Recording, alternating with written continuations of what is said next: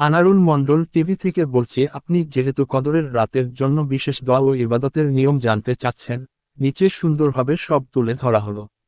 কদরের রাতে লাইলাতুল কদর, করণীয় ইবাদত ও বিশেষ দোয়া। ১. বিশেষ দোয়া, হাদিস দ্বারা প্রমাণিত। দোয়াটি শেখা ও পড়া সুন্নত। রাসূলুল্লাহ বলেন, এর থেকে বড়, তুমি বলবে, এর থেকে বড়, আল্লাহুম্মা ইন্নাকা আফুন তুহিব্বুল আফওয়া ফা'ফু আন্নী। অর্থ, হে আল্লাহ, নিশ্চয়ই তুমি ক্ষমাশীল, তুমি ক্ষমা করতে পছন্দ করো, অতএব আমাকে ক্ষমা করে দাও। তিরমিজি ৩৫১৩। ২. ইবাদতের নিয়ম ও করণীয়। ১. সালাত, নামাজ। বেশি বেশি তাহাজ্জুদ নামাজ পড়া। ২ রাকাত করে যত পারেন পড়ুন। মনোযোগ ও বিনয়সহ আল্লাহর কাছে দোয়া করুন। ২. কুরআন তিলাওয়াত।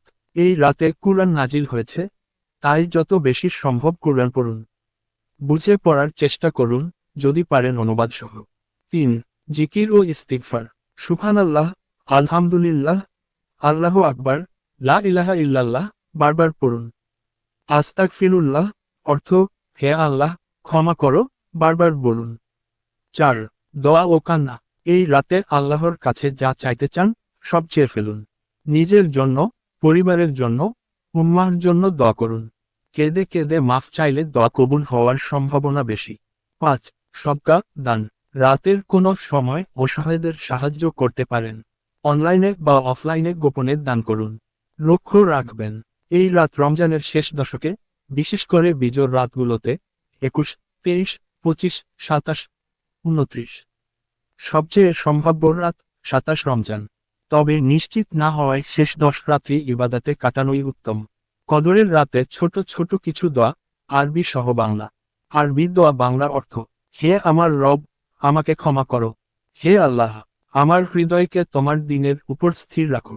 হে আল্লাহ, আমাকে দোজখ থেকে রক্ষা করো।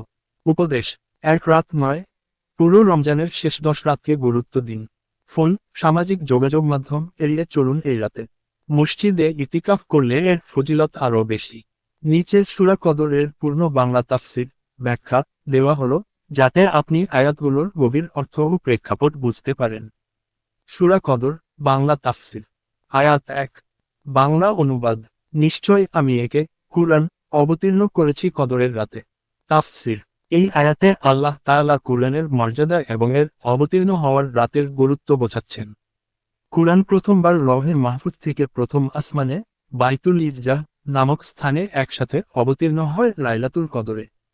তারপর ধাপে ধাপে ২৩ বছরের মধ্যে নবী মুহাম্মদ এর উপর নাজিল হয়।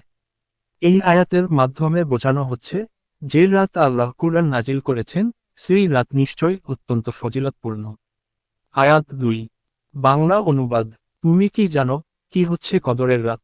তাফসির, এটি একটি জিজ্ঞাসার ভঙ্গি, যার উদ্দেশ্য হল কদরের রাতের মাহাত্ম্য আরও জোরালোভাবে তুলে ধরা। আল্লাহ এই প্রশ্নের মাধ্যমে আমাদের আগ্রহ এবং গুরুত্ব বোঝাতে চান, এই রাত সাধারণ রাত নয়, এর তাৎপর্য অসীম। আয়াত ৩। বাংলা অনুবাদ, কদরের রাত হাজার মাসের চেয়েও উত্তম। তাফসির, হাজার মাস মানে প্রায় ৮৩ বছর ৪ মাস, একজন মানুষের পুরো জীবন। অর্থাৎ, এই এক রাতের ইবাদতের ফজিলত হাজার মাসের চেয়ে বেশি। এটি প্রমাণ করে, এই রাতের গুরুত্ব কতটা বেশি এবং কেন এই রাতকে পাওয়ার জন্য রমজানের শেষ দশকে ইতিকাফ, তাহাজ্জুদ, কুরআন তিলাওয়াত ইত্যাদির মাধ্যমে খোঁজ করতে বলা হয়েছে। আয়াত ৪। বাংলা অনুবাদ, এই রাতে ফেরেশতারা এবং রূহ, জিবরাইল তাদের প্রতিপালকের আদেশে সমস্ত বিষয়ে অবতীর্ণ হন।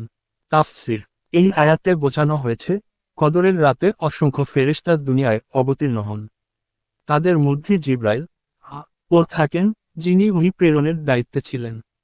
আল্লাহর আদেশ অনুযায়ী তারা শান্তি, কল্যাণ ও ভাগ্য সংক্রান্ত বিষয়াদি নিয়ে অবতরণ করেন।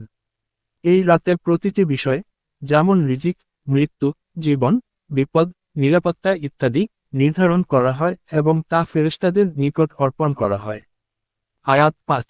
বাংলা অনুবাদ, এই রাত শান্তিতে পরিপূর্ণ, ফজরের উদয় পর্যন্ত।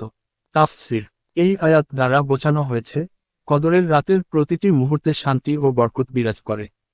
শয়তান এই রাতে ক্ষতি করতে পারে না। আল্লাহর রহমত ও মাগফিরাত চারদিকে ছড়িয়ে পড়ে। এই শান্তি ও কল্যাণ ফজরের সূর্যোদয় পর্যন্ত চলতে থাকে। সারাংশ, উপদেশ। এই রাতের ইবাদত 1000 মাসের চেয়ে উত্তম।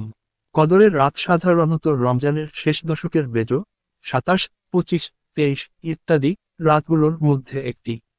এই রাতে আল্লাহর পক্ষ থেকে অসংখ্য রহমত, বরকত ও মাগফিরাত বর্ষিত হয়। আমাদের উচিত এই রাতের সন্ধানে ইবাদাতে রত থাকা, কুরআন তিলাওয়াত করা, দোয়া করা, ইস্তিগফার করা।